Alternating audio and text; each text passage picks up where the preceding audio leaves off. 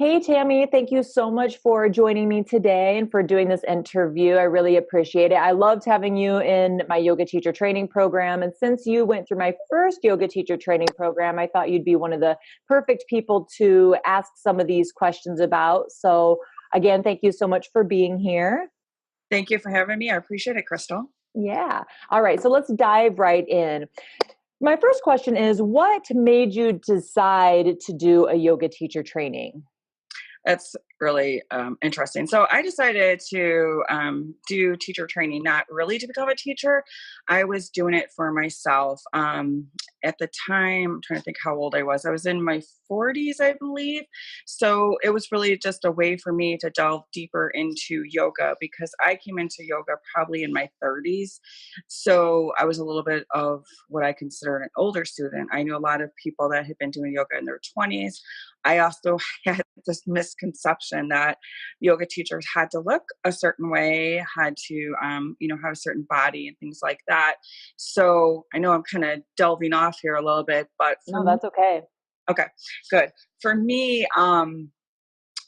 it was about going and learning more about myself, just learning more about, because you only get so much in a class, right? You can only learn so much in the classes. You can only learn so much in retreats and workshops and things like that. I just really felt like I'm going to know what books to read. I'm going to learn better alignment, and I'm just going to grow within myself. So it was really for myself. I was never going to be a teacher. Yeah. So I would love to go just a little bit more into the body image thing because I think that that's really important. And it's something that I'm trying to train more teachers so that they can go out there with all different body sizes and be like, everybody can do yoga. So if you can just touch on that a little bit and maybe how the training helped you to realize that. Sure. Yeah. I mean, I think that at least initially for me, and I've heard this from other people, I mean, I hear this all the time. Well, I can't do yoga because I'm this age. I can't do yoga because I can't touch my toes. I can't do yoga because I'm not as, I've had somebody say as thin as me, or I don't look like another yoga teacher. And I know that I thought that because I thought, well, I'm an old, at the time I was in my 40s. So I'm an older teacher. Who's going to want to follow me? I'm not going to have young students coming. It was kind of a, I don't want to say a silly way to look at it, but it was just a misconception because really we need all different types of yoga teachers. It really does not matter your age. It does not matter what your body looks like. I love one of the classes that I've been teaching for several years now is a combination of sizes. I'll have students that come in there that are super thin to maybe taller, maybe a little bit larger, different ages, and that's just beautiful.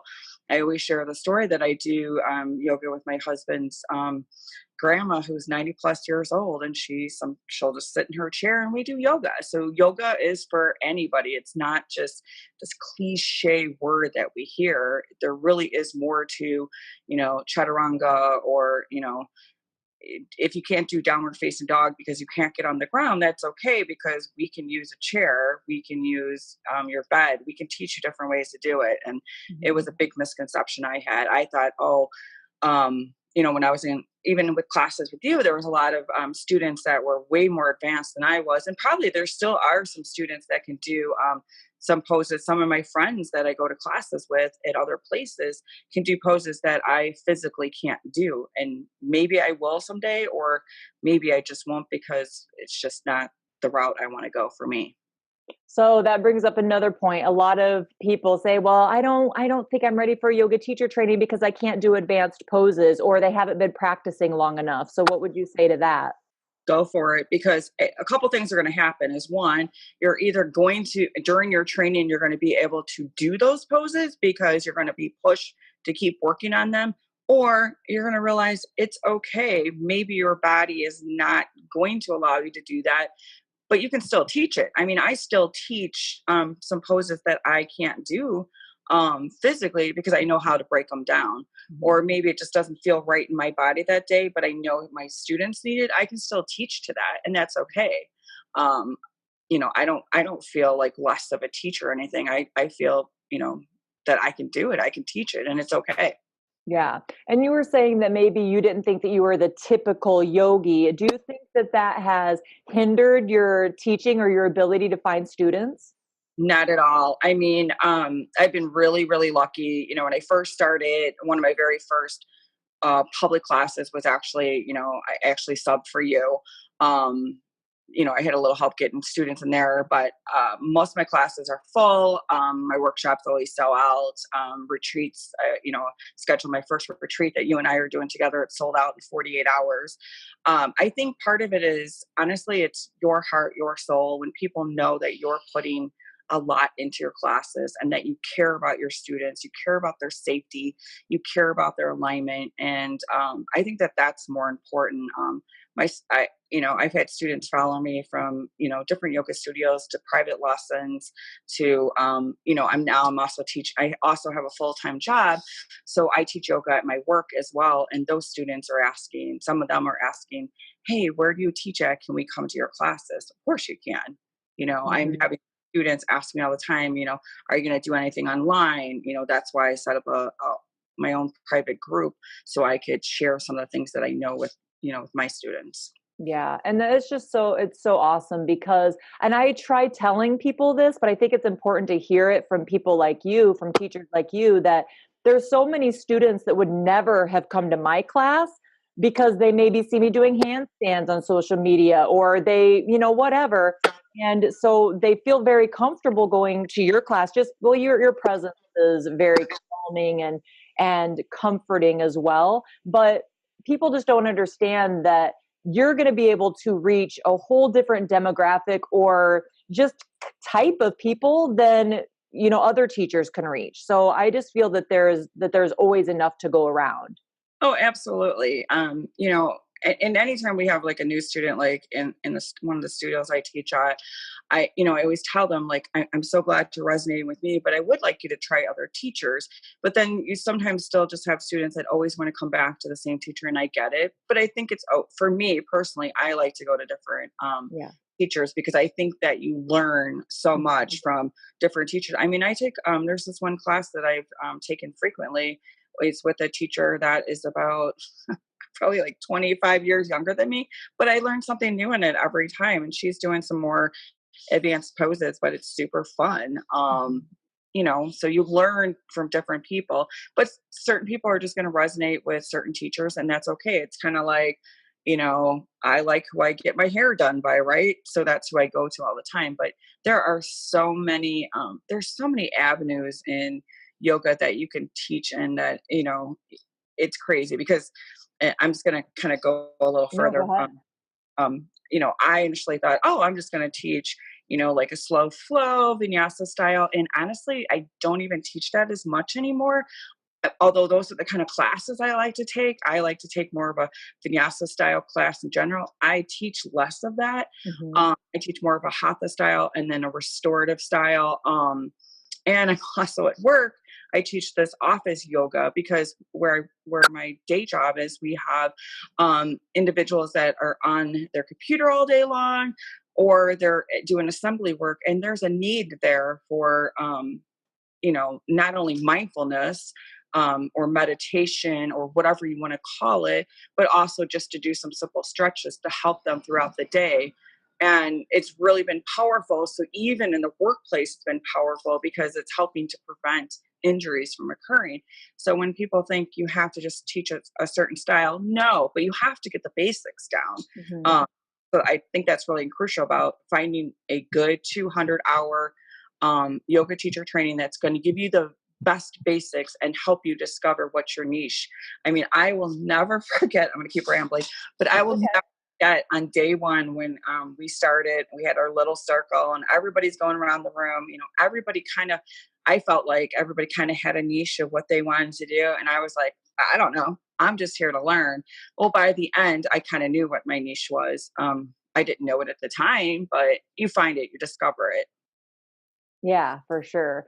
Um, so I think that that's a really good point too, and that's something that I say a lot is you have to you have to find that balance between what you like to teach, but also what your students want from you. And you have to be able to be open to listen to that feedback. And so maybe if you're teaching vinyasa, but you want to start trying some restorative, then maybe you put some restorative in at the end and you kind of get feedback from your students. And maybe they're like, oh, I just wish that we could have done that for an hour. Okay, Right. well, maybe you start also adding a restorative class then too. And then that way you can kind of see again, what you really like to teach, but what your students want from you. And I think it can sometimes be a long process, but I don't think that you have to know right away. But I think you have to be open, to listen. And just because you start teaching, in my classes, when I used to teach a lot more power yoga, and I do like have my students be at the wall and put their feet on the wall, do like a walking handstand and, things like that. But I probably wouldn't really ever do that now. But I used to do a lot of those kinds of things then. But we learn and we grow and we change, and I think that's okay, because a lot of newer students might come in and they might teach the kind of stuff you used to teach, and as we grow more mature and more dedicated to our practice, then of course what we like is going to change, so what we want to teach is probably going to change as well. Oh, absolutely. I mean, I've actually seen that from one of your students that just came out of your last training, where I think she probably had a plan of what she was going to teach, and the avenue has just slowly changed, and her passion is into a different type of style of teaching, and it's been really, really fun to watch because she's one of my friends. Yeah, I just think that that's true. You just kind of, you know, first of all, I didn't even know I kind of knew what restorative yoga was. I mean, back when I was first taking classes with you, you did do some half and half yoga, restorative classes, but I guess I never really knew like the power of it and how amazing it is. And somehow I don't even know how it happened, but that's been kind of what I've been known for in my area. And I live in a, relatively small town, and I find it pretty exciting. I'll share this with you. I don't know if I told you this, but the other day I was meeting with somebody, um, totally unrelated, but they were asking for private lessons. And they're like, yeah, I'm coming to you because you have such a good reputation in the community, as a yoga teacher. And I was like, what? I've only been teaching for a few years. What? Are you sure? And I almost started to do this. Well, what about this person? Because our community has some really, really good yoga teachers. I was like, okay, for whatever reason, this person resonates with me, and that's awesome. And so I'm here to help. For sure. And I think that there are times, when we need to kind of, give them to somebody else, like suggest somebody else if they've got certain issues. But yeah, I mean, I think sometimes we can think like, well, am I good enough? That person might be better, whatever, but they're resonating with you for some reason. And it might be something, on a much deeper level, I think, Yeah. than you know. Um, so first of all, would you do it again? You do a yoga teacher training again? Yeah, I've actually thought about that because I'm trying to think how many years ago I did my yoga teacher training with you. I don't remember, 3, 4 years, whatever. I was in your first yoga teacher training, and I have just personally seen it evolve from that time, from the initial small group of folks that did that made it all the way through. And then it just feels like each group has gotten better and better. And because I've been lucky enough to be a part of some of those processes, I'm just seeing some really, really good teachers come out of it. So yes, I would definitely do it again. I've actually, had a couple of friends like, who would you do your yoga teacher training with? Crystal Gray. Hello. So yeah. Awesome. Thank you. And so what would you tell other people that are tossing it around? About taking training, or Mhm. as far as taking training with you, the reason why I would choose you is a couple reasons. One is in my opinion, when I was researching, there's not a lot of um, programs that offer very alignment based, that really help you understand your body, really are clear cut on how to do the poses and to make sure that you're not hurt. Now if you want to change that when you go into your own teaching and you want to learn something different, but you need to learn the basics, Yeah. that's so important. And then the other second thing I kind of touched upon is, really, you do a really good job of like helping us find our niche, um, even if we don't want to. You also help us right away start teaching. Cause I mean, I fought you on that tooth and nail from the beginning. I'm like, I'm not even going to teach in a public class, Crystal. And you, you know, Crystal really made me get out there. And day one, it was like I was having to teach with a partner. I didn't like it. But you know, a lot of times, like we say in yoga, those things that we don't like are usually the things that we need.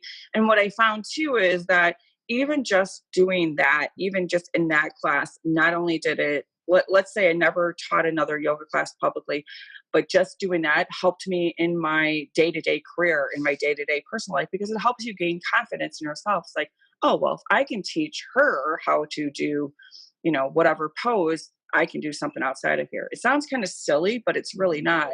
It's very, very empowering. So I think those are two, you know, just two of many things. But also there's something about going through a yoga teacher training program where you develop friendships. I mean, you know, I'm still close to some of the women that I went through my training with. And then even as the trainings have gone on, I've met more amazing women through your trainings. And so there's just a power amongst that, you know, I don't know that you get elsewhere. Maybe you do, Yeah, maybe you don't. for And sure. your manual has just, you know, from the manual that I used for my first teacher training to the manual that's being used now, it's just incredible. Like the amount of detail that I feel like's been put into it, and I could tell it's coming from your heart. So it's just different than some other manuals where it might be, here's a book, you know. Right. Yeah. Well, I just wanted to touch on a couple of things that you said. So one of the things that you said was just going back to the niche thing. I think in the beginning, we think that we have to be everything to everyone. And that can be a really challenging thing. Oh, well, I'm going to teach restorative. Oh, I'm going to teach gentle. I'm going to teach vinyasa. I'm going to teach hatha. I'm going to teach, you know, older people. I'm going to teach younger people. I'm going to teach, you know, people with these certain issues. And that's why it's really important, I think, to niche down a little bit, just to a few different things. So like what you were saying, you know, you started teaching what you like to take, and then that eventually kind of evolved. So I don't think you necessarily have to know it at the beginning, but just to know that you don't have to be everything to everyone, I think is Yeah, powerful. yeah, absolutely. And then I think just in normal progression in life, just as you start teaching and you start seeing what you're liking and what your students are resonating with you, then you're going to find that niche. And then maybe perhaps you're going to take additional trainings, or maybe not. Maybe it's just going to come naturally. I mean, everybody's different. So yeah. Yeah. And then the other thing I was going to say was I sometimes like want to call the yoga teacher training, first of all, confidence and empowerment training, you know, because really it's so much about that. Even if you decide never to teach yoga, you're going to get those things out of the training, and they are life changing. Oh, absolutely. I mean, like I said, if I never ever did, if I were to stop, you know, and there has been a time where I've taken like a summer off of teaching, you know, because I do have a full-time job. It's still with me in my day-to-day activities. The training has helped me look at things in a different way. It's helped me in my relationship with my husband. It's helped me in my relationship with my daughter, my mom. It's just helped me slow down in my day-to-day life. And now when I say slow down, often people will say, you're so busy all the time. I might be busier than other people, but I used to be way worse. And now when I'm making decisions about what I'm going to spend my time on, where I'm going to volunteer my time, what I'm going to purchase.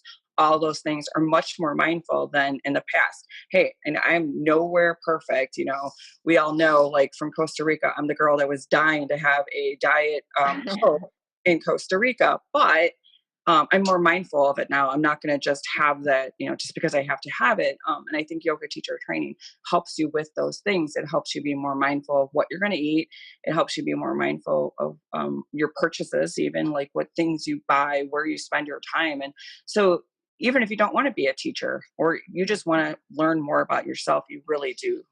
For sure. Really, And I yeah. just want to say too, Tammy, is that I don't I don't really see you as busy. Yes, you do a lot of activities, a lot more than a lot of people. But the thing is that like you're present in them all. And I feel like whenever you're at home and you're relaxing, like you are at home and you're resting and you're present in that moment. You know, Yeah. so to me, it's not like you're running around like, I've got to go here, I've got to go here, I've got to go here. Like you're not stressed out about it. You do it all really gracefully. And that's something that really developed over the last few years of coming out of teacher training. I wish it's something that I would have learned years ago, and it's something that I'm hoping to, I've seen it with, even with my own daughter, where she's super busy, but she's developing a, business side note there. But yeah, I think it's just learning that presence within yourself and learning to be there in the moment. And you do learn that in teacher training. Yes, you can get some of that in yoga classes. You can get some of that from retreats and workshops. It's just different in a training Mhm. because first of all, you're building these relationships with whomever you're training with. You're developing a relationship with your teacher. And that's another thing is that sometimes the relationship you build with whomever your teacher is, in my case, you're my teacher, you and I are very close, but there are times that we are going to butt heads on things as we're training, because you're trying to help me become the best version of myself Mhm. and become a very good yoga teacher. And depending on personalities, like me, I have a strong personality, so I might be like, I don't agree with you, and there could be a period of a cooling off period or something, and that's okay. But Mhm. that's part of the process, and you have to go through that. Yeah. But I appreciate that too, because it helped me to grow as a teacher, because you are a strong, you're a strong, confident woman, and you're not afraid to kind of say, what you think. So that was good for me, because especially, there's a lot of people that are older than me in my trainings. And so I have to be able to be the leader, but also, I have a lot of respect for people that have more years experience as well, and Yeah. take all of that into consideration. So, all right. Well, thank you so much, Tammy, for joining me today. It was really enlightening and just great to catch back up with you and see what your perspective on everything is now. 4 years or whatever after training. So thank you so much for also still being part of my community. And Tammy actually leads some restorative yoga teacher trainings within my yoga teacher training now. So that's another thing that I love to do, is pull from my community and give you guys a chance to step more into that leader role as well within the yoga community. So thank you very much. Thank you. Thanks for having me. All right. Have a great day. You too. Bye. Namaste. Namaste.